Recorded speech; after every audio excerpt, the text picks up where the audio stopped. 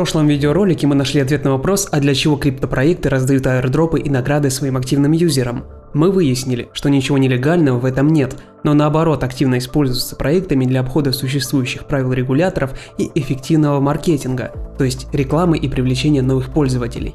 Для комьюнити это хорошая возможность подзаработать. Ну хорошо, допустим, мы получили свой первый аирдроп, но продавать-то его когда? Или, быть может, лучше вообще не продавать и сохранить в надежде на рост?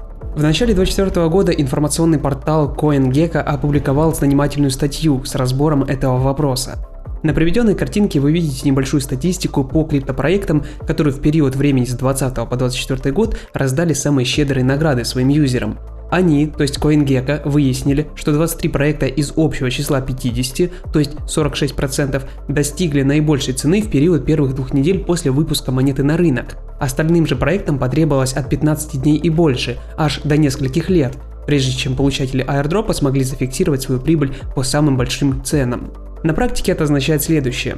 Хоть автор статьи и заявляет, что наилучшее время для продажи токенов после аирдропа первые 2 недели, на деле все гораздо сложнее и неопределеннее. Кто-то зафиксировал прибыль в первую неделю, а затем монета укатилась на самое дно, а кто-то сохранил токены и вместо условной $1000 смог зафиксировать 4 спустя полгода. Как видим, статистика 50 на 50 и угадать практически невозможно. Однако есть более важный урок, который мы можем из всего этого вынести. Первую неделю или даже 2 проект, выпустивший монеты на продажу, получает наибольшее внимание со стороны комьюнити. Каждый обсуждает нашумевшую раздачу, блогеры пишут статьи, активно выпускаются видео на ютубе, а сам токен листится на многих тир-1 биржах. Зачастую так и случается. К 14-му дню интерес комьюнити медленно начинает падать, и с каждым днем количество активных пользователей продуктом, как правило, лишь уменьшается. Хайп прошел, что делать дальше? И здесь ответ напрямую зависит от того, насколько качественный и полезный продукт сам по себе. В следующем месяце мы планируем выпустить видеоролик с пунктами, благодаря которым вы сможете проводить собственные ресерчи по криптоидеям и отсортировать очередной мусор от так называемого гема. Но вернемся к продукту. Если все внимание было приковано исключительно по причине больших раздач денег, без этих самых больших раздач денег никто и не станет пользоваться сайтом.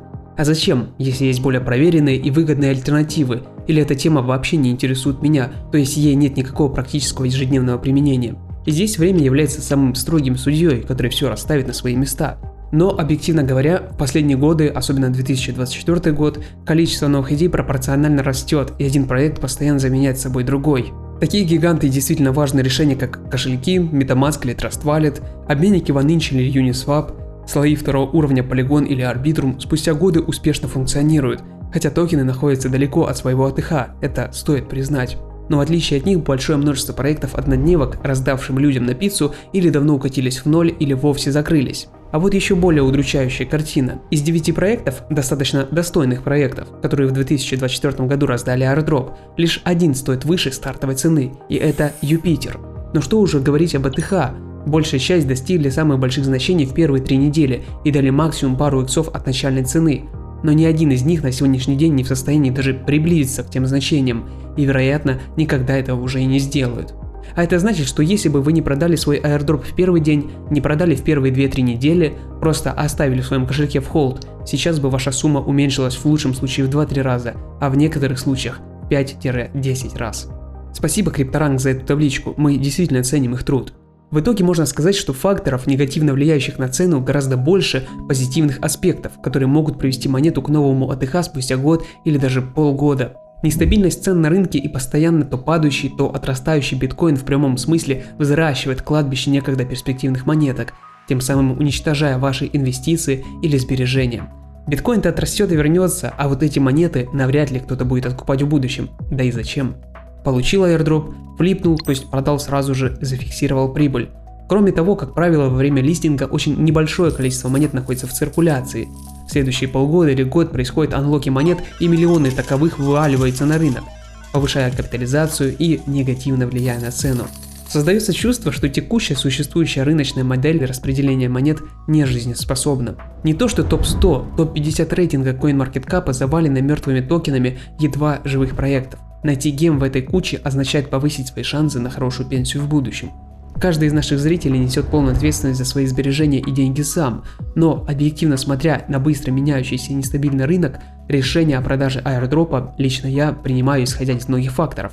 Например, были ли какие-то денежные вложения с моей стороны, сколько времени я потратил и какую часть стоит зафиксировать сейчас.